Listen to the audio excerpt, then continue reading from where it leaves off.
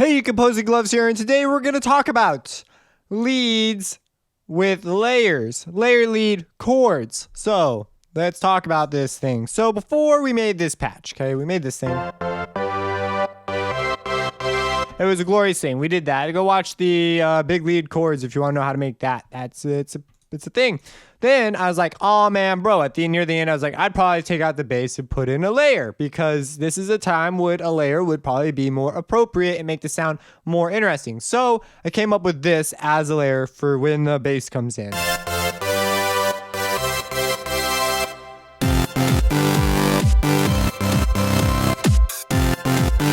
So granted, it sticks out a little bit. It needs some mixing. I'd probably do some EQ. In fact, I could try and EQ it inside of Sytrus.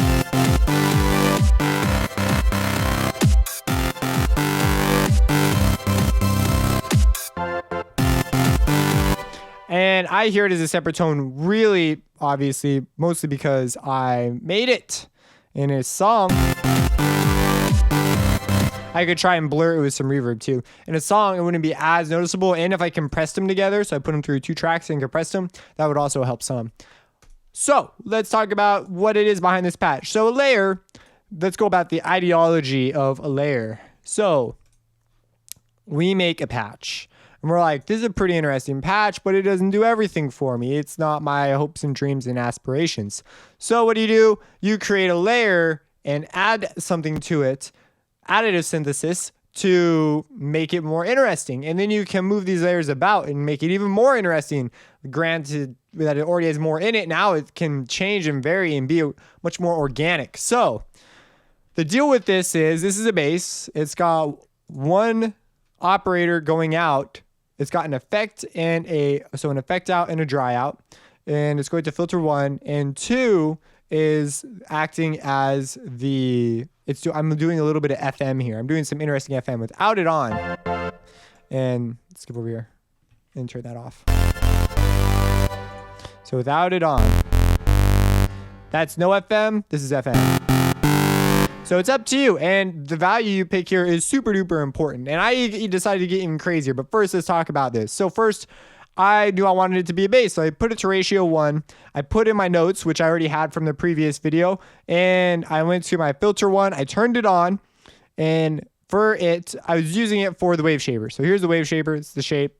If you do it too much, if you mess with the really small values, that's usually where higher stuff is, you'll get more of a square wave, especially with this. So you'll get like a square wave. I didn't want a square wave. I wanted sort of a beefed up saw wave. So I ended up making the curve a little bit bigger. A little more, what is that? It's not implosive, explosive. I don't know. And so I went with that as my curve. And the wave shaper mix has an envelope on it. What? I know. So modulation. So you turn it on and I made it a pluck. So the wave shaper hits it. So you get hit with the distortion, boom, boom, but it turns off very quickly. So it's a very nice sort of effect you could do. Next, I came to the effects. And I was like, hey, this sounds pretty cool, man, bro. So I got this. And if I turn the envelope off on the wave shaper, that's what I had. There's not very much of a difference here at all. So it's just an interesting relationship I have going on here. And then so then I was like, I need some effects. So I turned the effects on, turn the chorus off. Chorus is just gonna make my sound not clear. So I turned it off. I was like, take that, you chorus, you choir. So then I came over to the reverb, turned it on. I messed with the delay quite a bit and settled on something. I wish it would show me the value. If I click on it, I'm scared to click on it because it might move. It's a really, really short value. Moral of the story, short value, set by ear, of course. And that was all I did with the reverb. So I turned that on and sort of experimented with wet dry balance levels and came up with this madness over here. Then I came over to filter 1 and I was like, all right, I got this going on. Let's try FM. So I turned it on. And now let's mess with the... Now there's a big difference. There's without. There's with. So you see with it on, when it's on, it gives it a higher tone. It almost raises some of the harmonics up into higher content, which is what a wave shaper kind of does when you think of it from a sound perspective. rather than a synthesis distortion perspective. And so when I turn it off, my low end comes back. So that's really nice. And it retains it goes from square to saw. Square, saw, sort of. I turned my filter off. I don't know if I said that, but that's an important move as well. And then the FM, it's just a sine wave at 2. That's all it is. It'd be interesting to see a triangle wave. I like the sine wave more. It's got more, to use buzzwords, grit. It's just moving the pitch more. I technically know that it's just the timbre is creating is from, there's more bands in a sine wave than there would be in a triangle. I may end up going with triangle later because triangle does have fewer bands, so it would take up less spectrum than that would, theoretically. If you watch my Learn FM Synthesis video or series. So I settled on this value. And I'm going to move it just to show you, but it can sound, it's kind of, yeah, it's super touchy. So here we go.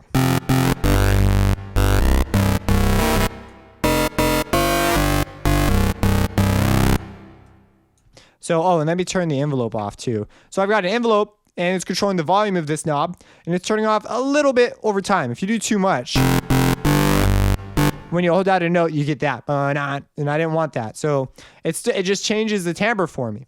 And so it's a really neat sort of trick, but with it off, it stays stagnant. And, someone might like that too, but I get that electro feel and it's more organic, small moves, the little ones. That's like a bug has, what is it? A centipede has like 1,000 legs or 100 legs or something, some huge amount of legs, and all of them move different. So we want to be organic.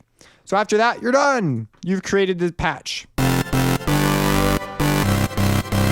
You're probably going, well, that sounds great, Mr. Gloves, but I'm still confused. So let's make one. Sytrus. So we're going to come in here. We're going to copy this. Default.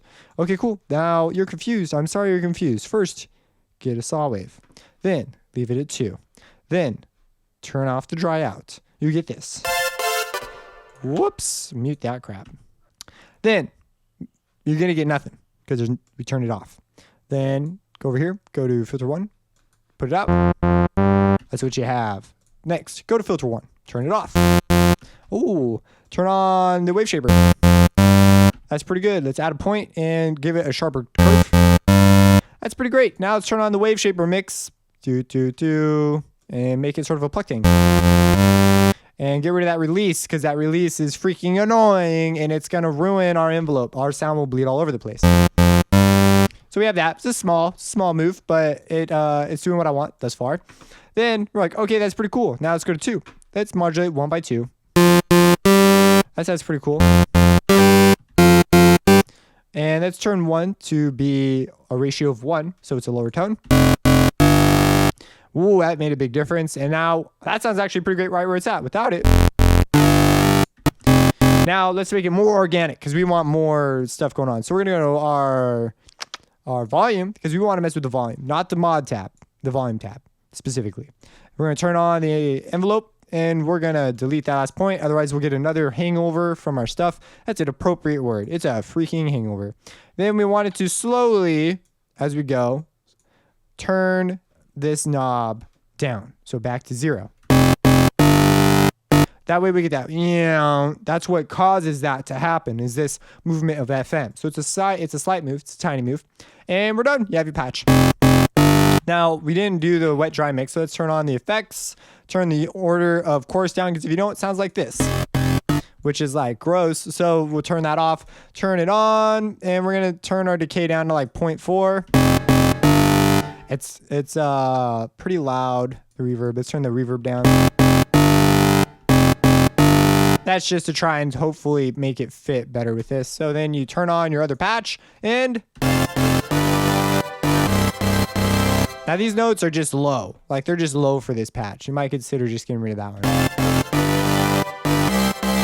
But it's sort of, they rely on 2 notes. Whoops. They rely on 2 notes happening. So we may consider just moving it up an octave. So we arrive somewhere different. It will sound a little different as chord wise.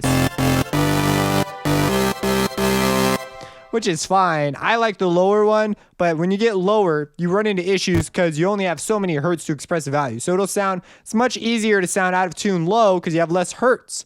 We're much better at detecting pitch higher up in the chain because like down here, you only have like what, 20 hertz an octave, 40 or 80, somewhere around there on like the first 3 octaves. So it's like, man, bro, dude, I need more hertz. Not the bad kind either. So that's that.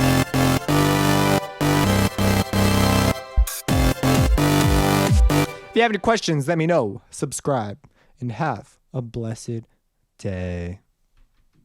Type lead. So a lead that goes wah wah wah all on its own. I don't have anything prepped because it's a pretty simple concept. It's all about either using an envelope or an LFO. So we can go to, so I'm going to use a filter. So the idea is you turn on a parameter on and off, and you can go about this 2 ways. One would be sort of a bass design sort of way, which would be the LFO.